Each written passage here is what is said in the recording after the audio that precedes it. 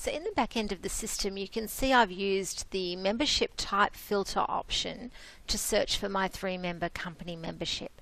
And I've got one result here. And this is actually the membership that I want to view, so I will click on the membership name. So viewing company memberships in the back end, a lot of it will look very familiar to you from when you were looking at individual memberships in the administration interface or the back end. A few things are different though. The first thing that's different is the owner field. So this owner field, you'll notice, is not a person, it's actually a company name, and that makes sense because we're not looking at an individual membership, we're looking at a company membership. So that's one thing that's different.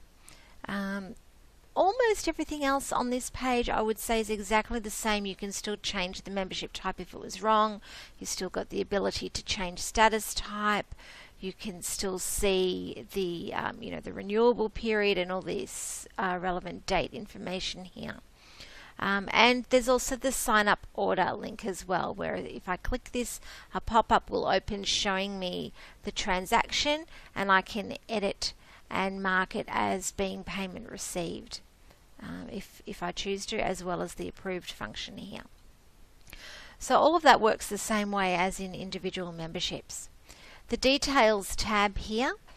Now what we see on the details tab, there's still the details of the person who signed up for the membership. So this is the information that we have for the primary contact, and just like before, we can click update details if we need to make an edit, otherwise it's read only, and also it indicates which form was in use here, the sign up details form, for example.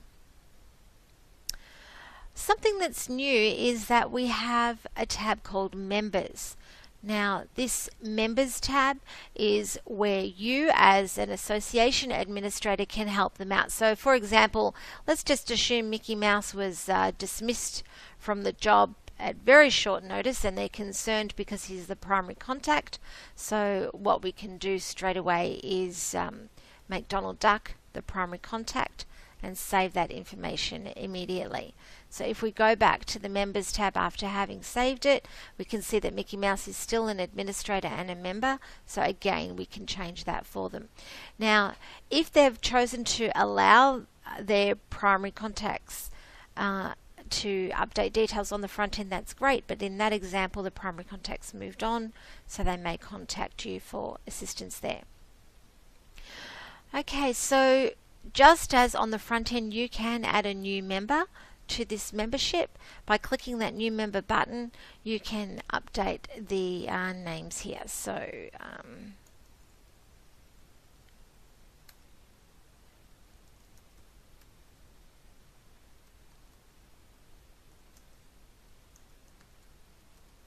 okay, so in this case, we could tick this box to make Dewey automatically an administrator.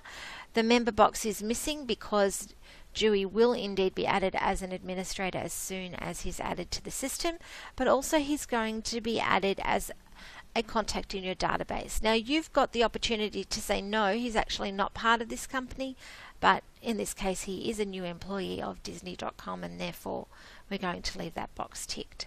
So clicking that save button there will add Dewey not only as a member to this membership, as you can see there, but he's now also in the contact database as well.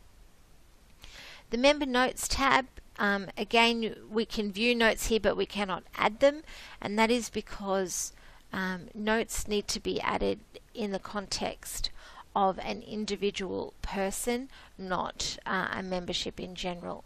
Okay, and the History tab shows us all the changes that have happened since the membership opened. So far these are all happening on the same date because the membership was only signed up for today. So all of that information, very similar to an individual membership, except of course the details, as we said, relate to the primary contact. The Members tab doesn't exist obviously on an individual membership, and with membership the owner field is the company.